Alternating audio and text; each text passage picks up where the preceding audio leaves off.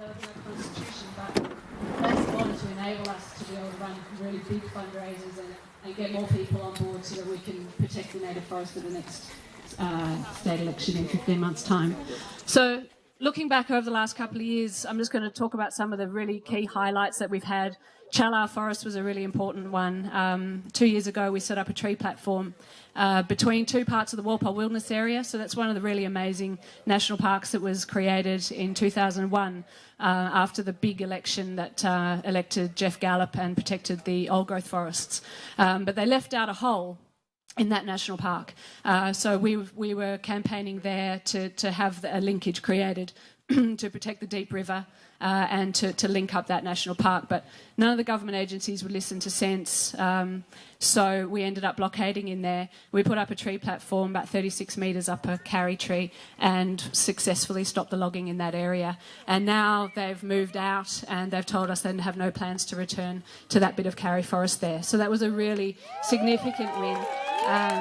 And the reason that that was possible was because people came out of their towns. You know, it started with only 6 of us, but we had people come out of Walpole, out of Denmark, down from Perth, from all over the coast, and we made it big enough there. And we also massively raised the profile again and showed people that we were back and that we were going to become a serious force.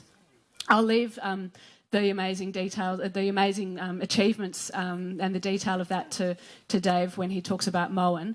But also in Helms Forest, I hope you guys know about Helms. It's adjacent to a cockatoo sanctuary. So Dee Patterson has been there for about 20 years, rehabilitating birds, black cockatoos, the 2 whitetails and the redtail, and releasing them into Helms.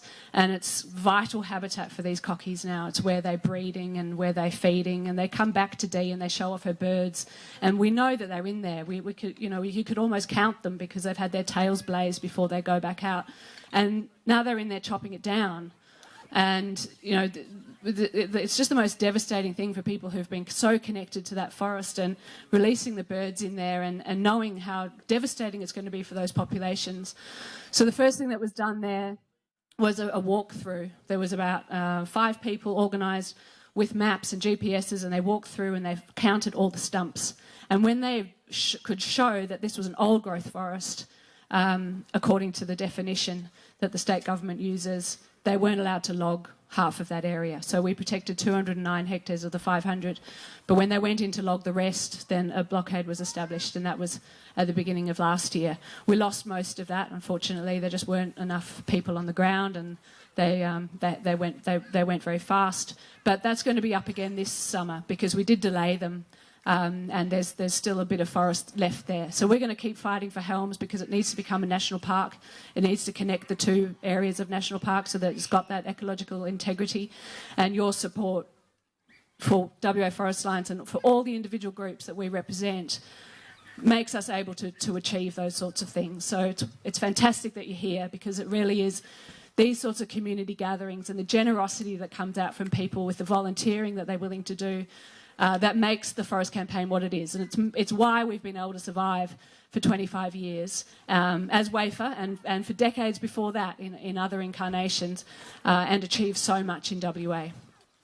So the incremental changes that we have made, and there've been a number of them, also to logging methodology that's improved, are fantastic. And to me, all those old trees, you know, are significant. Every single one that's protected, the bugs under the bark and the birds in the branches and the leaf litter that's now still intact, and all of the values of that tree, it's significant on its own. But what we need is to get the remaining native forests into national parks. That's what we have to do.